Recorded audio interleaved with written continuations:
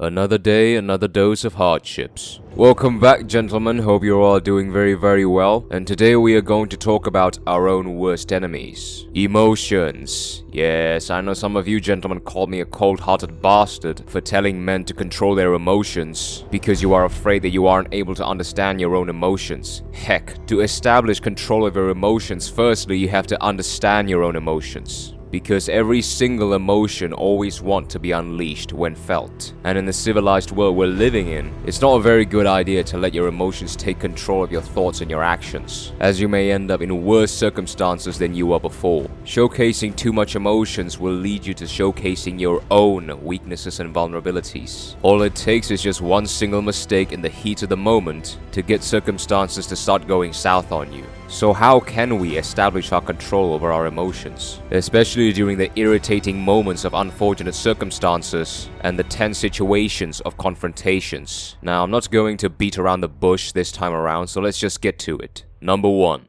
Learn to see things as they are. Now, I've mentioned this in a recent video. Basically, it's all about learning the mechanics of the world, how the world operates, how nature behaves, and how people behaves. You see, the main reason why we get so emotional over certain things, certain small things even, is because we cannot accept things as it is. We try to change it somehow through our own narrative and through our own subjective opinions. Oh, why does it have to rain today? It's so annoying. Oh, why does that person have to behave this way? It's so irritating. God damn it, man. Why did gold prices fall today? Why do birds have to shit on my car? I see a lot of people, even my own family members, get emotional over small things like these. And I understand that feeling. It sucks. It feels like you've been given a flick in the head. But what are you going to do about it? You can't control when and where birds will take a shit. You can't control the weather. You can't control gold prices. And you certainly can't control the thoughts and behaviors of other people. Every single thing in this world has their own mechanics of operation, and you cannot change them. All you can do is blend to their nature and accept them for what they are, especially when it comes to things that you cannot control, which is basically most things. Through knowing, understanding, and accepting the natural mechanics of the world, you will no longer be easily provoked by such minuscule events. In fact, you can turn them into your advantage. Because you're no longer confused or perplexed or have absolutely no idea of what's going on around you. People hate what they don't understand. People get frustrated on things that they don't understand. People will literally kill themselves because of things that they don't understand. Once you understand how things work, there is already a certain level of anticipation that predisposes you of what may come on your way. There is no longer a sense of powerlessness, no sense of total absence of comprehension.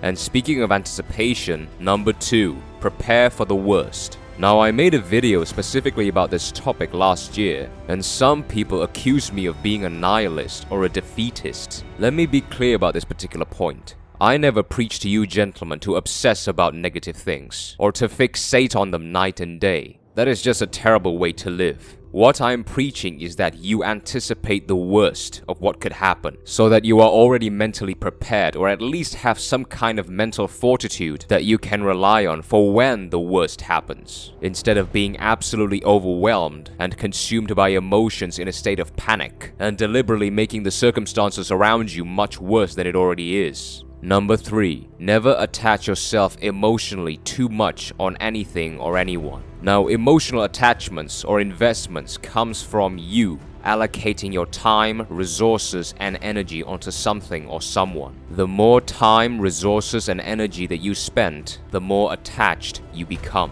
It's not rocket science, gentlemen. The more time, money, and effort that you allocate onto a person, the more that specific individual becomes a part of your self-worth. Basically, anything or anyone that you cultivate will inevitably become a significant part of you. And if that something or someone were to be eradicated or to be taken away from you, you will inevitably feel the emotional pain. That is why a lot of men nowadays find it very hard to move on from their exes. Or me finding it hard to forget about my barbells and weights when I'm injured. So it's all about controlling your level of investments, gentlemen. Choose wisely, because this is an impossible thing to be avoided, unless you're willing to become a human robot and not attach yourself to anything or anyone, in which case you won't feel any emotional pain when that thing or that someone is taken away from you. But then you certainly won't feel the arrays of positive emotions as well, because you refuse to invest. And if you ask me, again the answer is never invest too much on things that you cannot control. Number 4, learn how to be unreactive.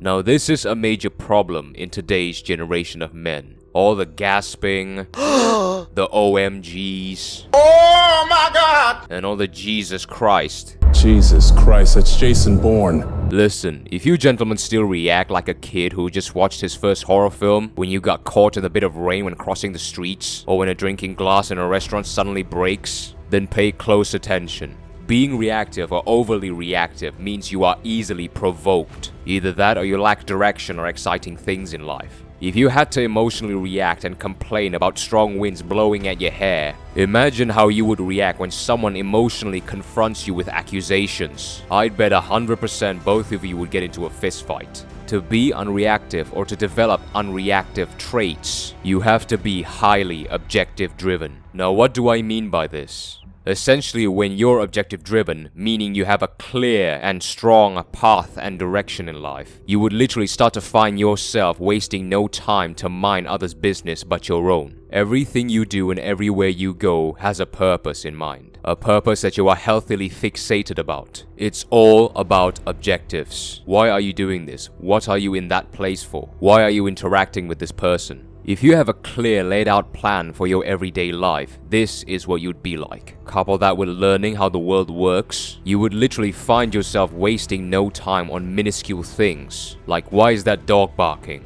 Why is that man arguing with his wife over there? You will literally embody the word minding your own business. Call me a cold-hearted bastard, but I don't care. My priorities will always triumph against unnecessary shenanigans that doesn't positively contribute to anything in my life.